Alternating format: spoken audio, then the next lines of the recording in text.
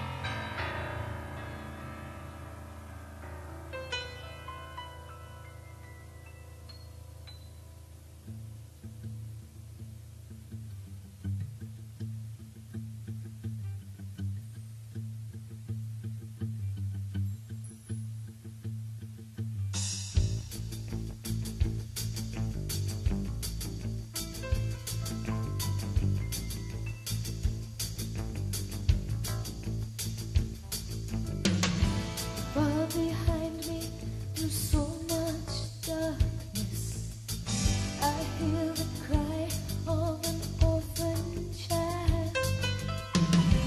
But to turn and face the darkness is to face the howls of a lover's night.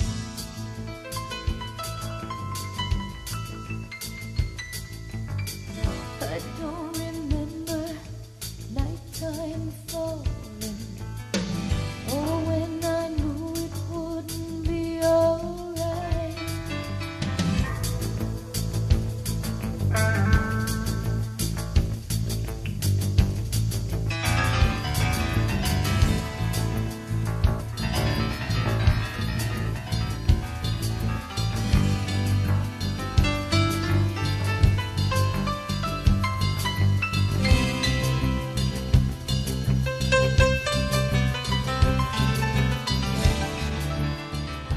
And wherever we're heading is beautiful, but I have no idea what it was in its other incarnation. It's the Martin Gallery, and it's located in the People's Building.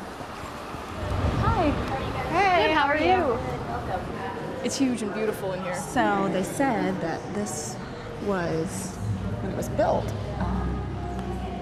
it was the largest building in Charleston, and they were afraid that it was going to destroy the architecture. Because What else? and this was a bank, correct? This used to be a bank then. Yeah, this was the original bank space.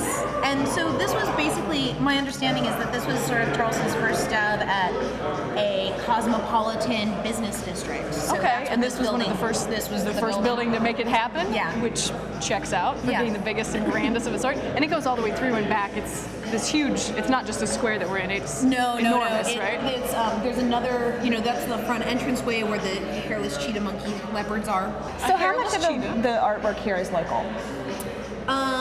We have a couple of regional artists. Ben Ham is a fabulous photographer, definitely getting a lot of national attention. What about this guy, this person? John D. Russell is Tennessee. This is a piece by George Bouquet from Mad River Glass, and people think, Vermont, but actually he's out of Arcata, California. So it's hot cast glass, so he'll make a big mold, he'll pour molten glass in there, and then typical of his style, there's usually some kind of copper leaf that augments it. So in this case, bottom, it's okay. limited just to the very bottom of the base. And who is your guy? The one that every time I come in that I want to touch your turtle and the frogs. Oh, who yeah, does yeah, this big that's wood Leo E. that Osborne. everything you want to touch? I think I saw him. I think he was in town not that long ago.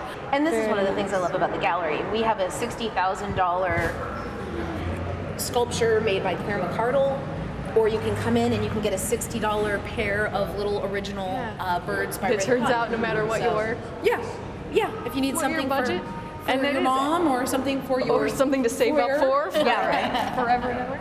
We've got it. So Awesome. It's beautiful. It really is a pretty space too. This is one of my favorite galleries. If for only a reason, I'd love to drag my mom through here. She loves these sculptures. She would love the turtles and the frogs. It has over 30 or 40 artists showing paintings and jewelry and artwork and sculptures, and it's a beautiful space, and it's sunlit and wonderful.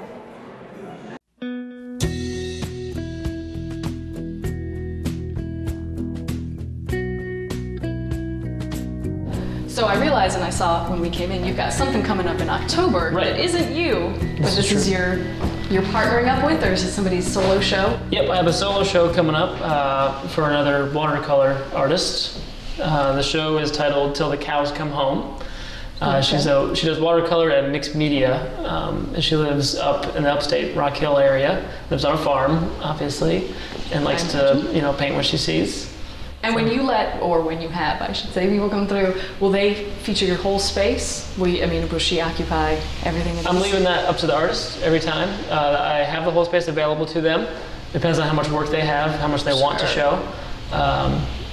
So yeah, they can take a wall or half a wall or whatever they like. Is she your first? Yes, this is going to be the first. That isn't you up on these walls? This will be the first guest artist. Nice. And when is that? October 5th is going to be the opening reception. Nice. Yep. Maybe we'll come back. That sounds good. We'll get to take another spin through the gallery. Yep.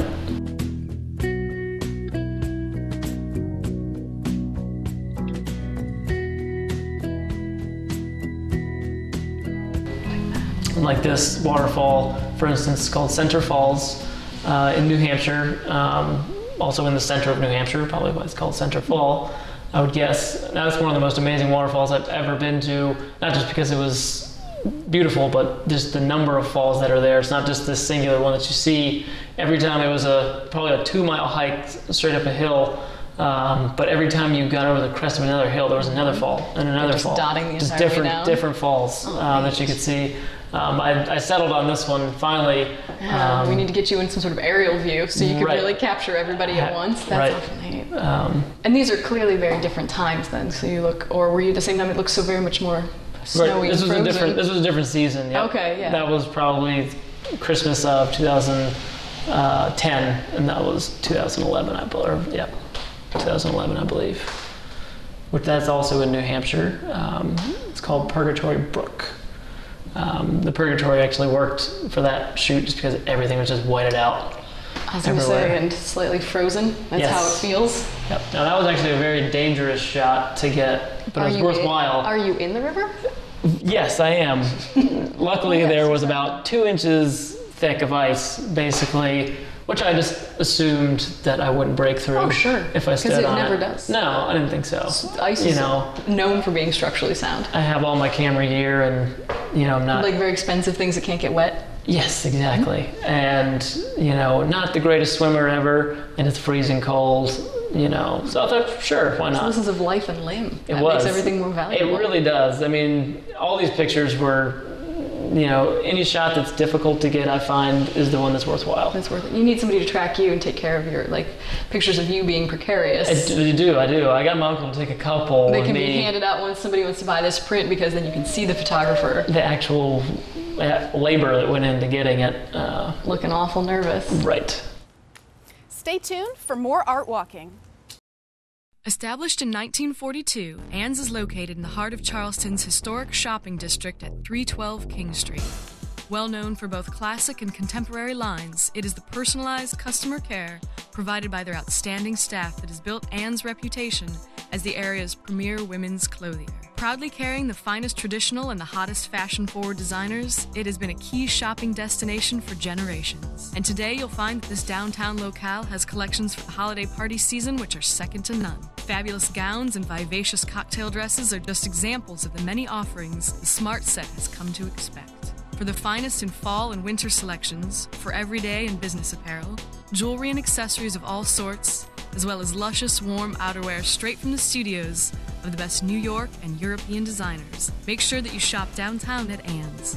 And gentlemen, the perfect present is always a gift certificate from this prestigious address. So stop by 312 King and see the store, or to learn more, take a visit with a quick click at www.annsdowntown.com.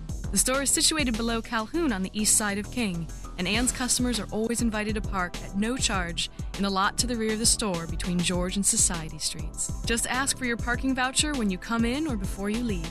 So for certain style and the foremost in fashion, for holiday or any day, no matter the season, there's always a reason to stop and shop at Ann's.